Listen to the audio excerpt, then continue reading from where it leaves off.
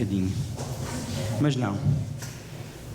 Em oração, nós vamos baixar as nossas cabeças, vamos orar, agradecendo a Deus por este dia.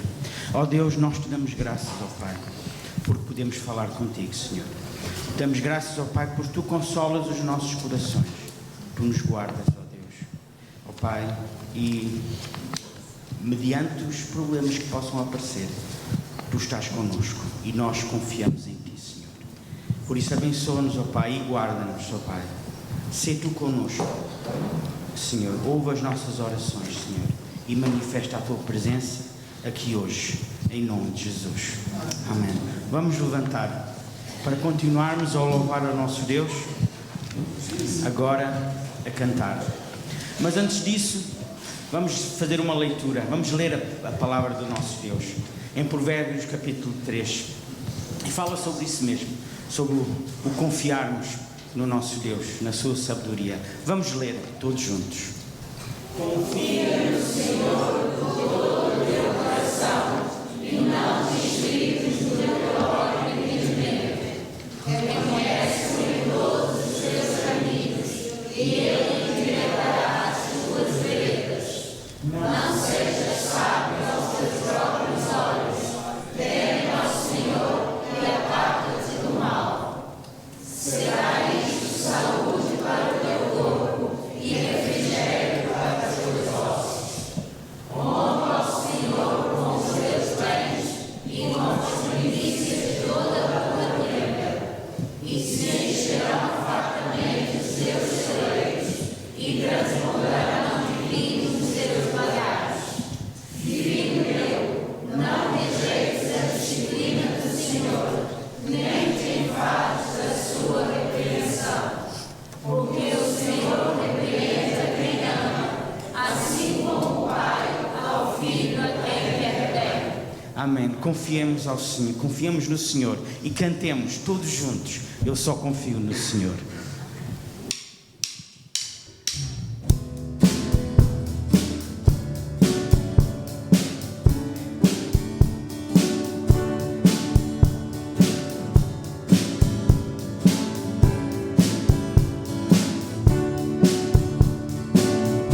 Eu só confio no Senhor para me guiar. Eu só confio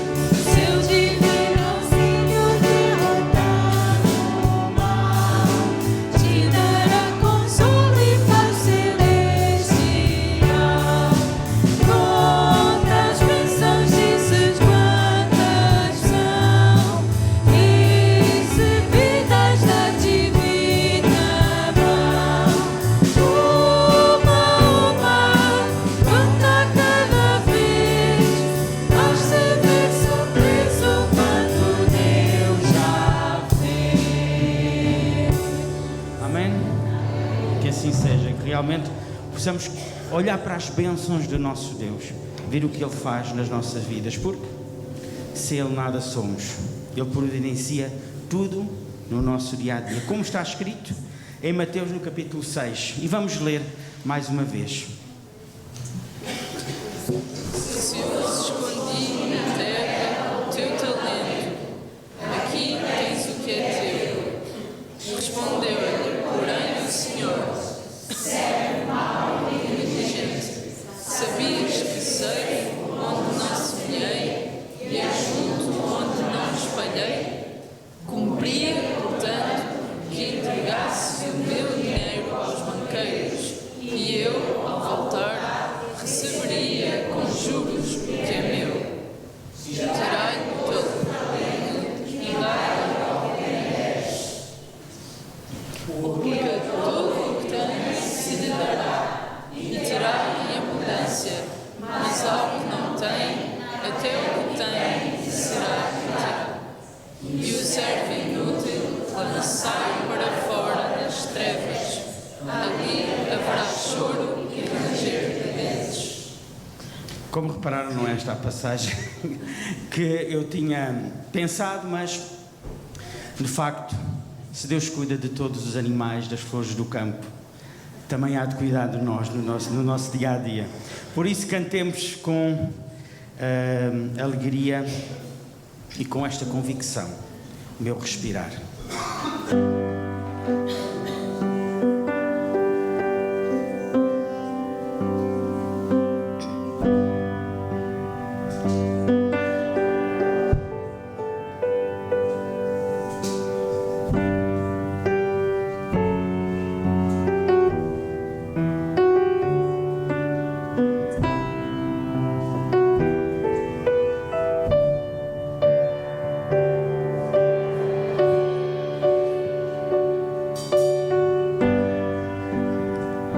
Este é o meu respirar,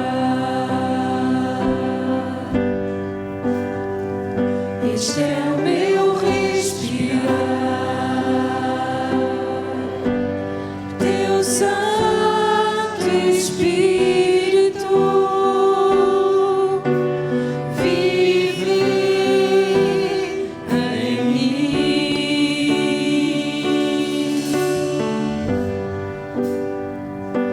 E este é o meu pão,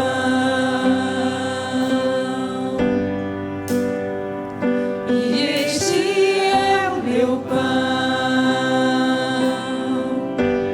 tua vontade feita em mim.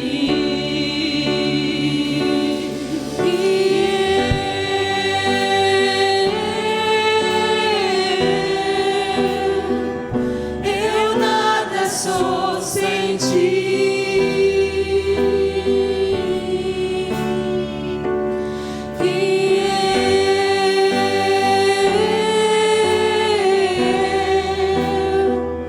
Perdido estou sem ti.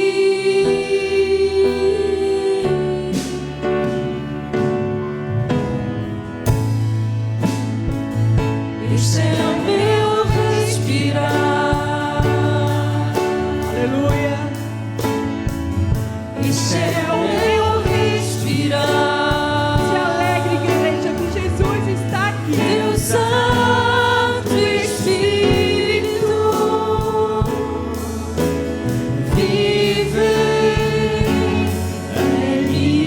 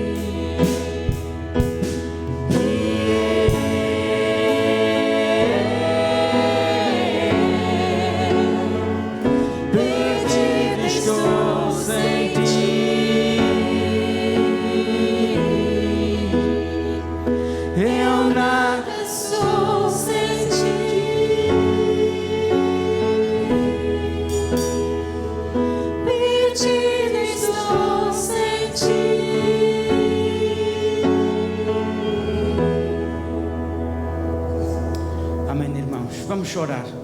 Vamos dar graças ao nosso Deus, porque Ele é conosco. Amém. Queria pedir ao irmão Júlio que pudesse fazer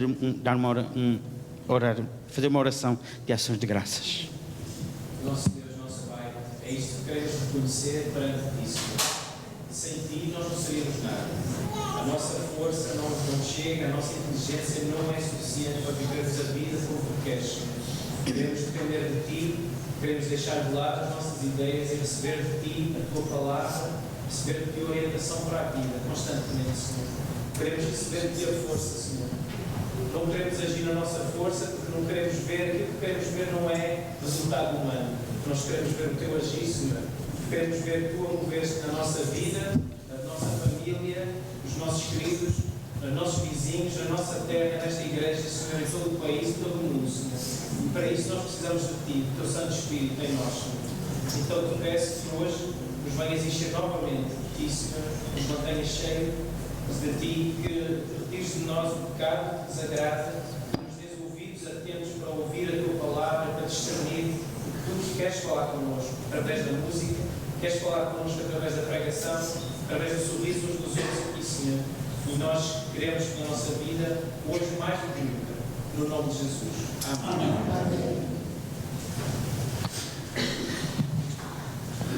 Os irmãos podem sentar.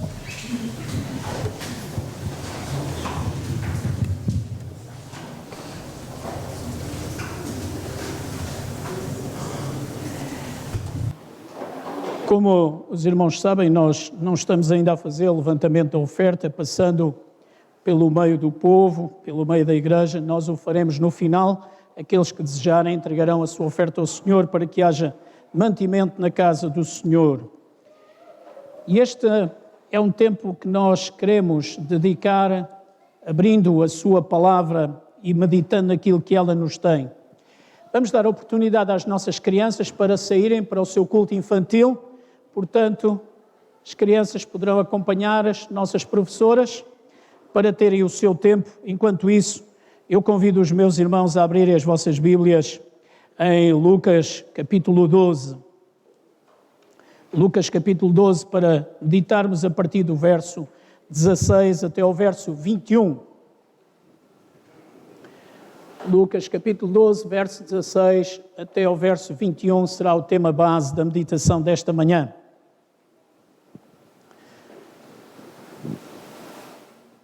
Permitam-me saudar-vos mais uma vez, muito especialmente a família Andrade.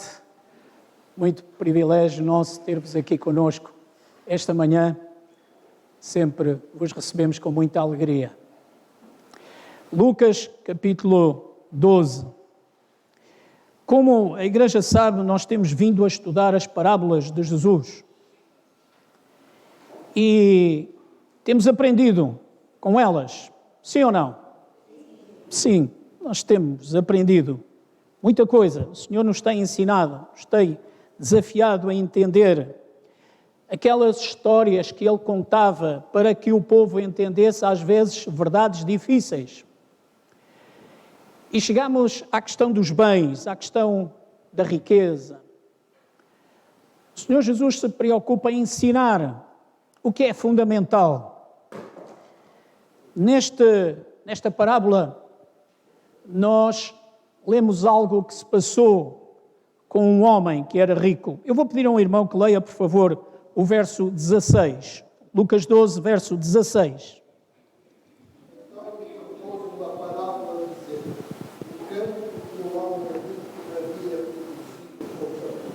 Um campo de um homem rico havia produzido com fartura. Jesus está a contar uma história. Ele vai buscar o exemplo de alguém que já tinha riqueza e ainda por cima, em determinado ano, aquele campo tinha produzido de uma forma extraordinária. Diz-nos o texto que o campo produziu com fartura. Verso 17, por favor. E abençoava ele entre si, dizendo: estarei, não tenho onde receber os meus filhos. O que é que ele dizia para si próprio? Qual era a preocupação deste homem?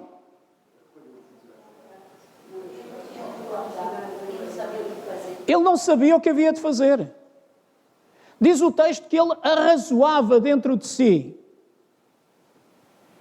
Ele pensava para si próprio, e agora o que é que eu vou fazer com tudo isto? Afinal, a colheita foi tremenda. Eu já tenho muito, mas não se pode desperdiçar aquilo que a terra deu. O que é que eu vou fazer com isto?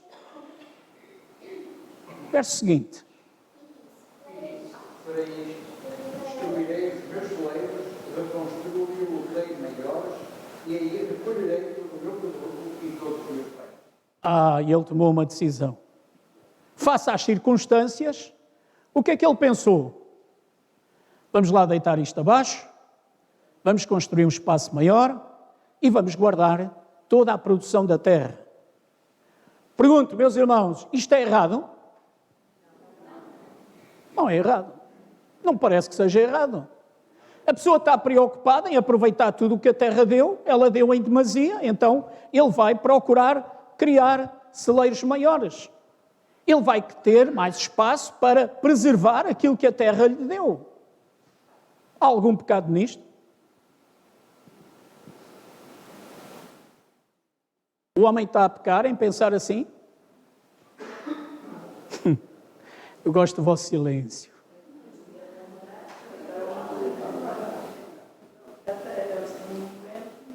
Até o momento, não.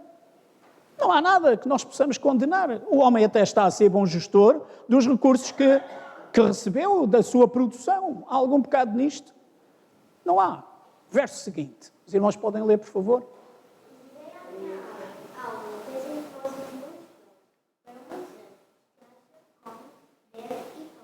Ora, boa Alissa, próxima vez tens que ler ainda com mais força, hein? Que é para as pessoas verem que tu também estás a ler. E direi à minha alma, alma, agora descansa. Hã? Alma. Alma. Ele diz à sua alma, tens agora muitos bens, folga, goza, descansa, porque já tens aqui mantimento, para dar e para vender. A alma. O verso seguinte.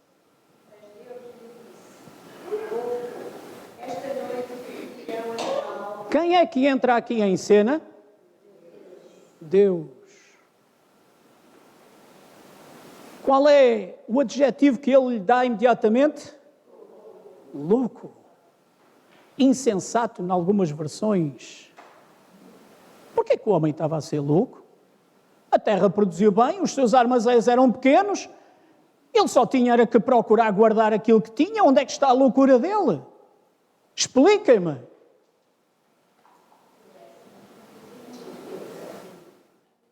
No verso 21, Jesus mesmo explica. Este é o problema dos irmãos já saberem a história toda até ao fim, não é? Irmã, pode continuar a ler, por favor. Jesus concluiu: isso é o que acontece com aqueles que juntam riquezas para si mesmos, mas para Deus não são ricos. Ora, o que acontece?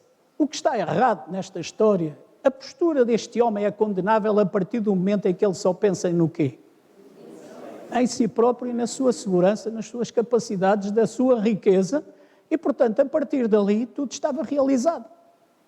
Não era preciso pensar em mais nada.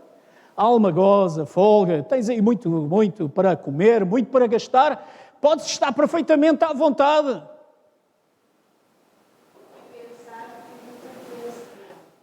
E pensar que nada lhe faltaria, tudo era dele. Mas quando Deus entra na história, quando Deus é chamado a considerar as coisas, tudo muda de figura. Porque Deus diz, louco, se esta noite te pedirem a tua alma, para quem será? E, meus irmãos, por causa deste verso e por causa deste texto, muitas das vezes os pregadores usam aquela velha frase que diz que uma alma vale mais. E já houve alguém que mais do que uma vez, mais do que um irmão, chegou ao pé de mim e disse, pastor, onde é que está esse versículo na Bíblia? E eu digo, não está. Não há nenhum versículo na Bíblia que diga que a tua alma vale mais que o mundo inteiro. Mas, intrinsecamente, a história está aqui. A razão está aqui. De facto, qual é o bem mais precioso que nós temos. Qual é? É a nossa alma. É a nossa alma. Nós temos que saber cuidar dela. E quando Deus entra na história, Deus vai chamar ao assunto algo que é muito importante. Se esta noite tu morreres, tu partires do teu corpo, para onde é que tu vais? Para onde vai o teu espírito? A quem é que ele pertence? Sim, eu não sei se os irmãos sabem, mas ao homem está destinado a morrer uma vez. Se entretanto o Senhor Jesus não vier, o que é que nos vai acontecer a todos? Vamos partir deste corpo. E sabem o que é pertinente nesta pergunta? É que ela atravessa todos os séculos e toda a humanidade. E vai continuar.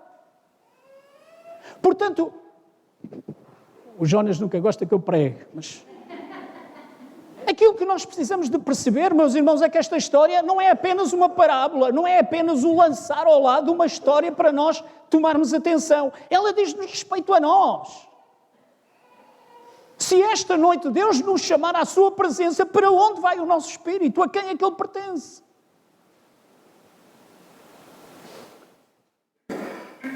Invariavelmente, cada vez que pensamos nesta parábola, põe sempre a questão do: será que é pecado ser-se rico?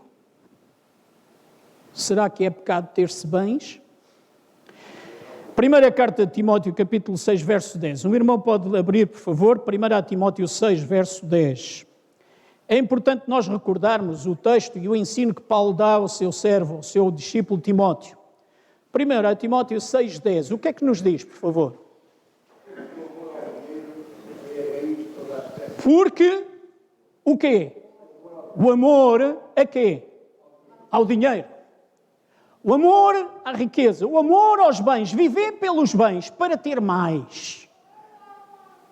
Para ter cada vez mais. O amor ao dinheiro é a raiz de quê? De toda a espécie de mal, ou de todos os males. Angariar. Ter cada vez mais, até muitas das vezes sem propósito, até muitas das vezes sem saber porquê. Quando o ensino bíblico qual é? Hebreus capítulo 13, verso 5, um outro irmão pode ler, por favor. Hebreus capítulo 13, verso 5. O autor aos Hebreus dá-nos uma outra orientação, se calhar bem mais concreta. E o que é que diz? Seja, pode repetir, por favor? Seja a vossa vida sem avareza.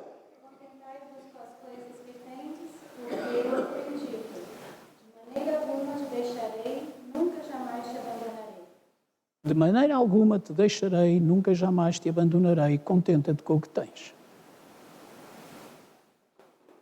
Paulo dizia, com quanto que tenhamos que comer ou com tanto que tenhamos com que nos vestir, fiquemos em paz, estejamos bem. Aquele jovem foi ter de noite com Jesus e disse, mestre, eu quero seguir-te, eu quero ser como tu, eu quero ser a estrela, eu quero estar no centro da atenção das pessoas. E o que é que ele ouviu da boca do Senhor Jesus? Olha, as aves têm os seus ninhos, as raposas os seus covis, mas o Filho do Homem não tem onde reclinar a sua cabeça. E, meus irmãos, nós olhamos estas verdades e pensamos, mas o que é que o Senhor me quer dizer? Quer dizer exatamente isto que nós lemos na carta aos Hebreus. Com quanto? Tu tenhas o necessário. Dá-te por satisfeito. Porque Deus nunca te abandona, Deus nunca te deixa. Salmo 37, verso 25. Os irmãos podem ler, por favor. Salmo 37, verso 25. O que é que diz? É tão curioso este texto, esta reflexão que o salmista faz.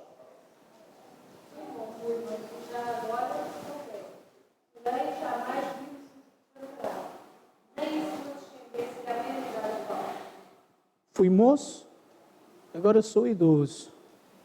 Nunca vi um justo desamparado e a sua descendência a mendigar o pão. Que coisa! Que mensagem extraordinária! É esta a experiência que nós temos? É isto que o Senhor tem feito na nossa vida? Há pouco o Israel queria ler um texto e leu um outro, mas vamos ler efetivamente. Mateus, capítulo 6, verso 25. Mateus, capítulo 6, verso 25 e seguintes, e diz-nos assim: por isso vos digo, não andeis ansiosos pela vossa vida, quanto ao que haveis de comer ou beber, nem pelo vosso corpo, quanto ao que haveis de vestir. Não é a vida mais do que o alimento e o corpo mais do que as vestes? Observai as aves do céu, não semeiam, não colhem, nem ajuntam em celeiros, contudo, o vosso Pai Celeste a sustenta. Porventura não valeis vós muito mais do que as aves? Qual de vós, por ansioso que esteja, pode acrescentar um côvado ao curso da sua vida? E por que andais ansiosos quanto ao vestuário? Considerai como crescem os lírios do campo. Eles não trabalham nem fiam. Eu, contudo, vos afirmo que nem Salomão, em toda a sua glória, se vestiu como qualquer deles. Ora, se Deus veste assim a erva do campo, que hoje existe e amanhã é lançada no forno, quanto mais a vós outros, homens de pequena fé. Portanto, não vos inquieteis dizendo que comeremos, que beberemos ou com que nos vestiremos, porque os gentios é quem procuram todas estas coisas, pois vosso Pai Celeste sabe que necessitais de todas elas. Buscai, pois, em primeiro lugar o quê? O reino de Deus, e todas as outras coisas vos serão acrescentadas. Meus queridos irmãos, nós muitas das vezes somos esmagados pelas circunstâncias.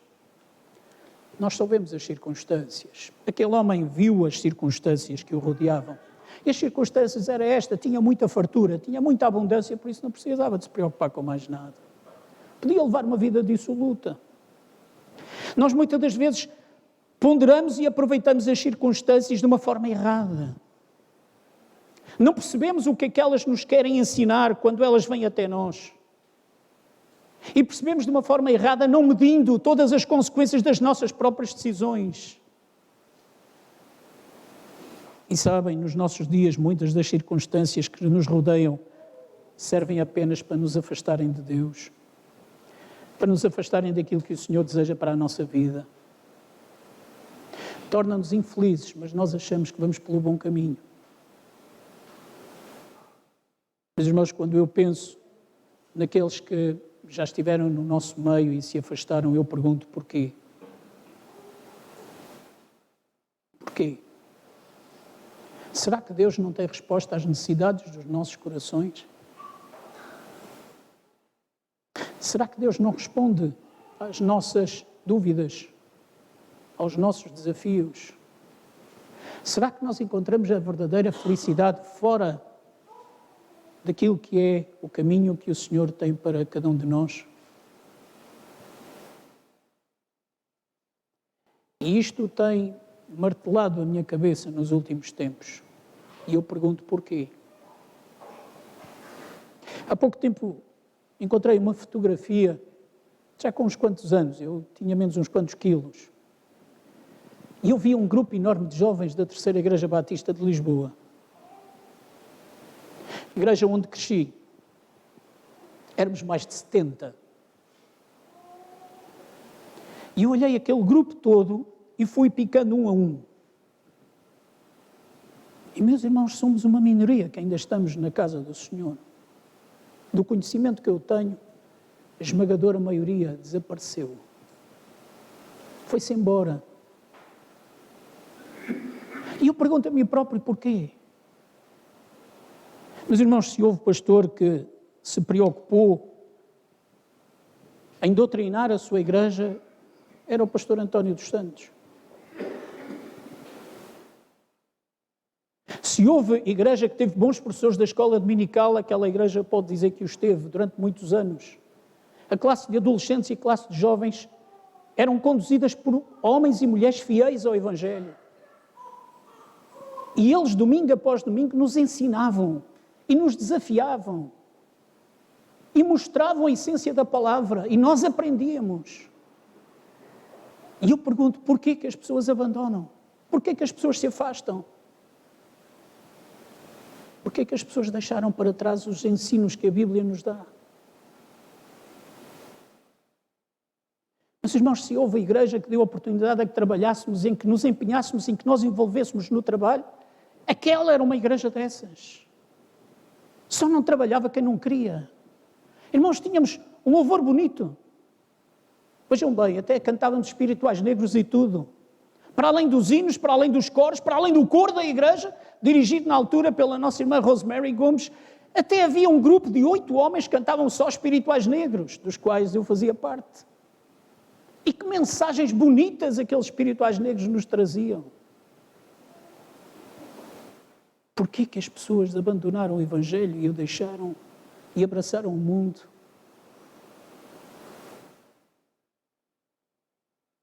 E eu não encontro resposta. E é isso que me preocupa.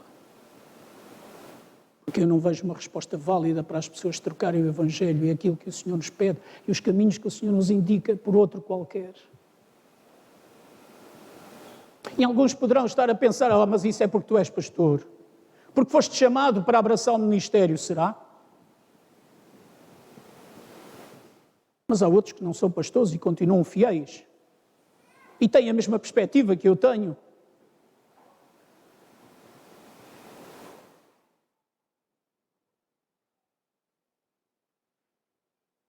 Irmãos, nós às vezes corremos tanto que não paramos para pensar exatamente até que ponto nós confiamos nos nossos celeiros e desprezamos o cuidado com a nossa própria alma.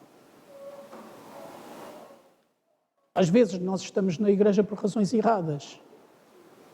Às vezes a motivação que nos traz aqui está longe de ser a mais correta. Às vezes nós ouvimos, mas não entendemos. Às vezes o pastor fala, como dizíamos hoje de manhã na escola dominical, mas isso não nos interessa. O pastor diz, mas eu é que sei. E a palavra de Deus vem até nós e nos pergunta, louco, se amanhã te pedirem a tua alma, para quem será?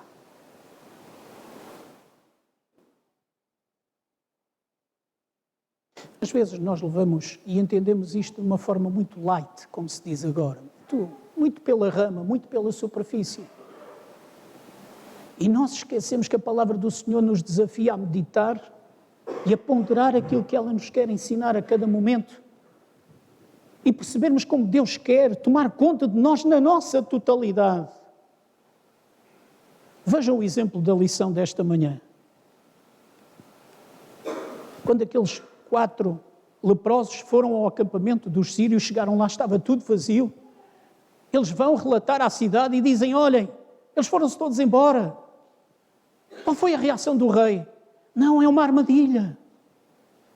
Mas o profeta tinha falado, o profeta tinha dito, amanhã a esta hora se vai vender quase gratuitamente o alimento que hoje não temos. E as pessoas não acreditaram. E o profeta diz, o Senhor diz assim, as pessoas não quiseram saber. As pessoas confiavam na sua própria sabedoria, no seu próprio querer, no seu próprio entendimento, não quiseram saber aquilo que Deus disse. As circunstâncias que os rodeavam tomavam conta delas.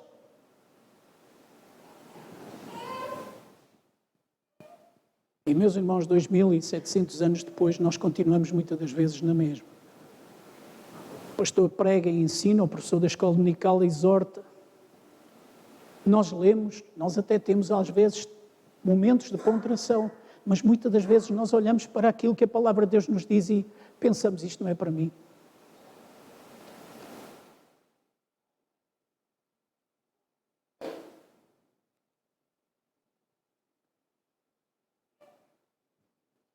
Decisões que muitas vezes tomamos é face às circunstâncias e não ao emprego e ao empenho da nossa própria fé.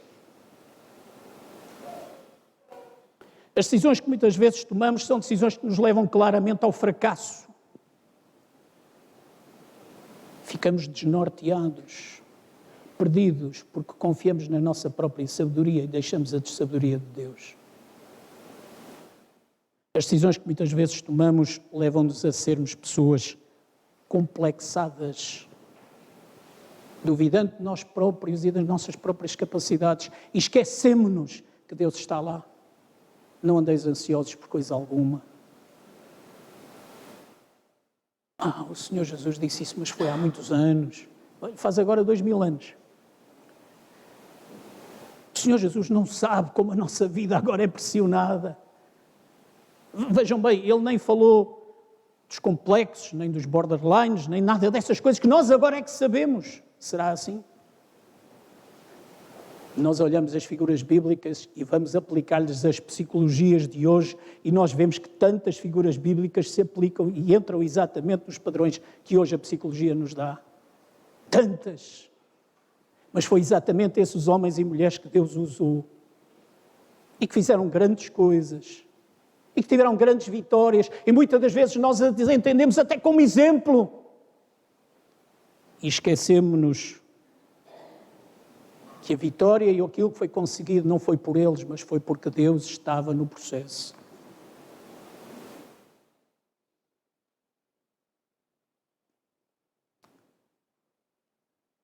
Até que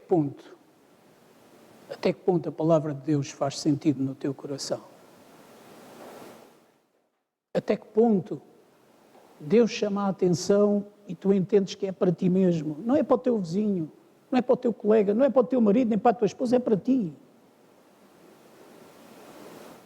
Até que ponto é que tu entendes que aquilo que o Senhor ensinou, aquilo que Deus foi mostrando ao longo da história, se aplica em qualquer período, em qualquer história, para qualquer ser humano? Até que ponto tu te deixas dominar pelas circunstâncias e não por aquilo que a própria palavra de Deus te apresenta?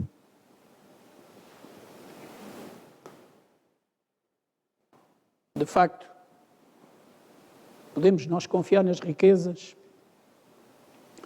Lucas, no capítulo 12, no verso 34, o que é que nós lemos? Lucas 12, 34. Porque onde está o vosso tesouro, aí estará também o vosso coração. Meus queridos irmãos, onde é que está o teu tesouro? Onde é que está o teu tesouro?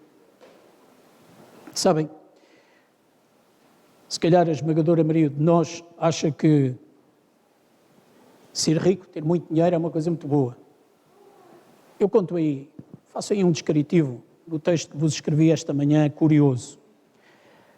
Muitos em Portugal, ou alguns, até ganharam o Totoloto.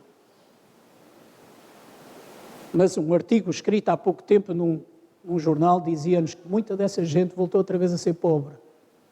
Por uma razão muito simples, não souberam gerir.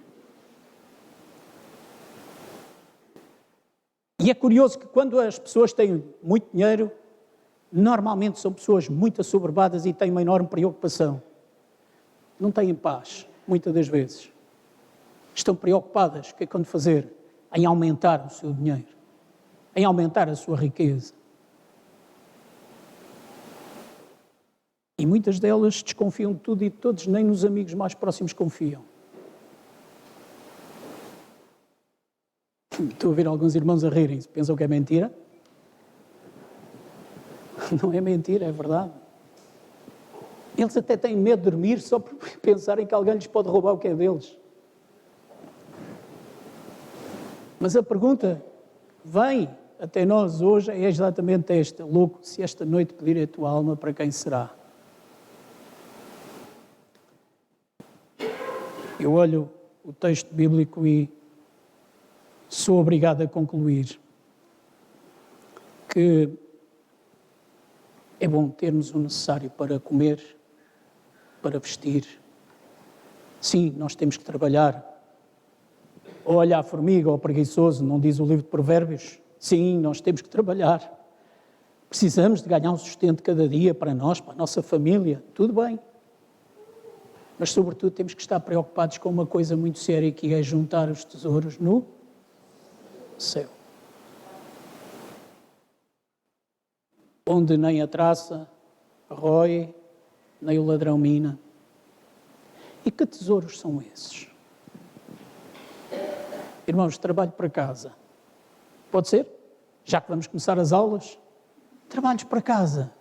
Que tesouros são esses que eu posso juntar no céu?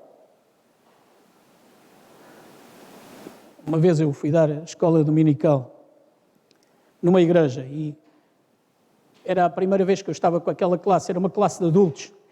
E houve um irmão que me disse assim, bem, o irmão está habituado a dar classe aos jovens, aqui não é a mesma coisa, nós somos adultos. E eu disse, ótimo, ainda bem, eu gosto destes desafios. Enfim, está-me na massa do sangue, o que é que eu hei de fazer? E exatamente estudámos este texto, a juntar tesouros no céu, e eu perguntei à classe, então quais são os tesouros no céu que os irmãos querem juntar? Posso-vos dizer um segredo? Até hoje estou à espera de respostas. Porque eu disse, quais são os tesouros que juntam no céu? Bem, os tesouros do céu, está bem, mas quais são? O Senhor Jesus, quando fez a pergunta, não se enganou, pois não? É porque nós podemos juntar os tesouros no céu. Quais são? Pois, no céu vamos ter paz. Está bem, mas quais são os tesouros que o irmão junta a partir daqui no céu? No próximo domingo eu vou perguntar à minha igreja quais são os tesouros no céu que nós estamos a juntar, está bem? E espero que me respondam.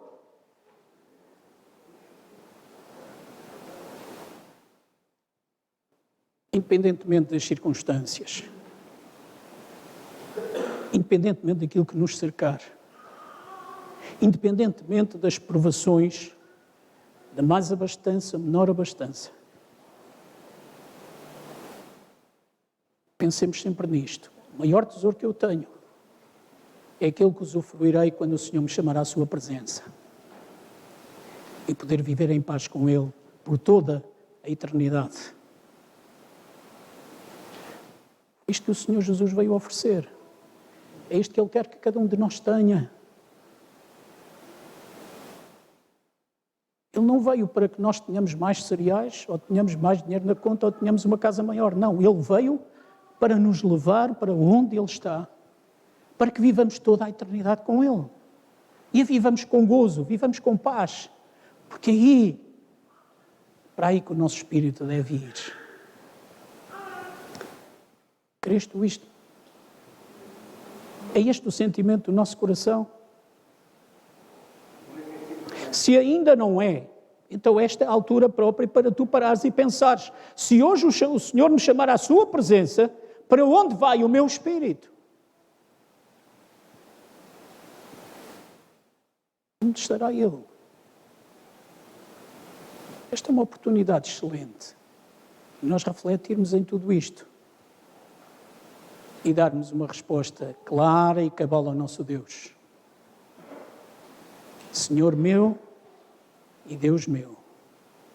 Como Tomé fez. Ele precisou de ver, de facto, Jesus, precisou de ver aquilo que eram as marcas no corpo de Jesus, mas ele depois adora o seu Senhor e diz, Senhor meu e Deus meu. E é este o desafio que vem até nós, é que tu aceites Jesus como teu Senhor e teu Deus e possas descansar em paz no dia em que Deus te chamar à tua presença. Amém?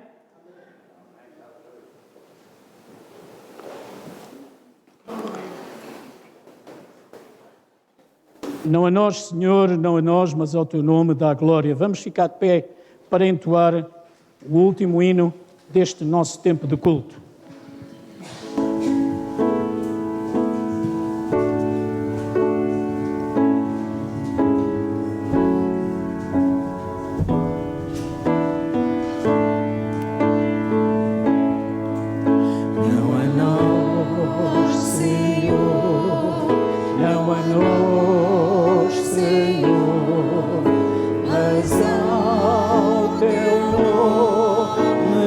Glória.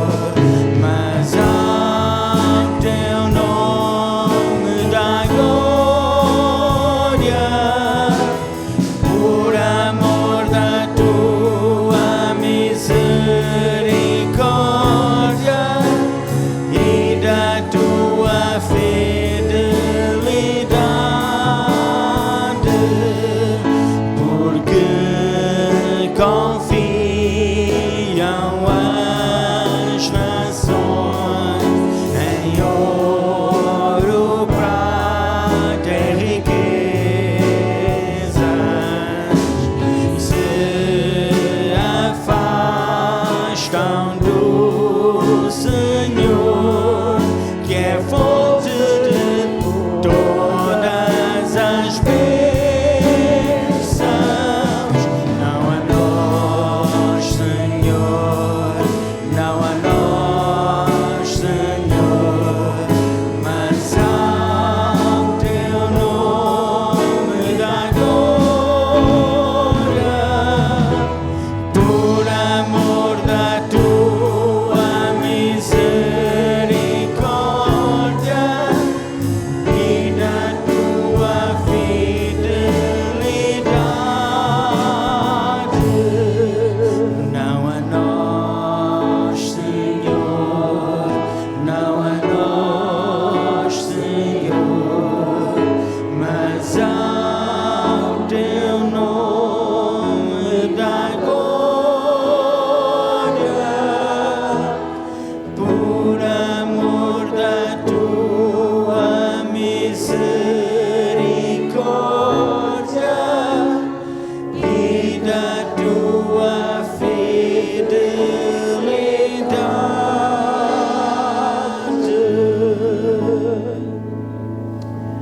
Irmã Lucy Leite.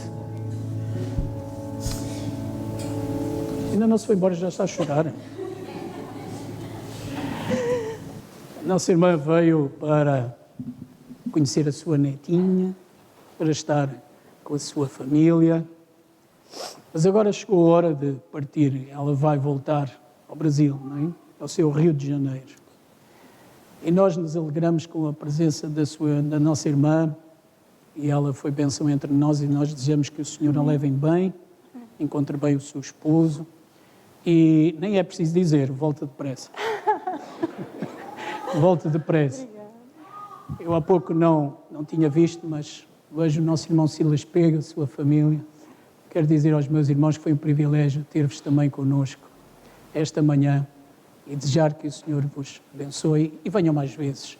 Como diz aquela velha música, quem vem a Alcobaça, quem passa, não passa sem cá voltar. Então voltem muitas vezes, porque é um privilégio poder-vos receber na nossa igreja. Também o nosso irmão Henrique, ele que continua connosco. Eu vou pedir ao Henrique para nos despedir com uma palavra de oração, agradecendo ao Senhor nosso Deus, porque hoje é mais uma oportunidade que Ele nos dá de nós decidirmos, quando o Senhor nos chamar à sua presença, o que temos guardado para quem será. De facto, que todos nós sejamos sábios na resposta que damos ao nosso Deus. Henrique.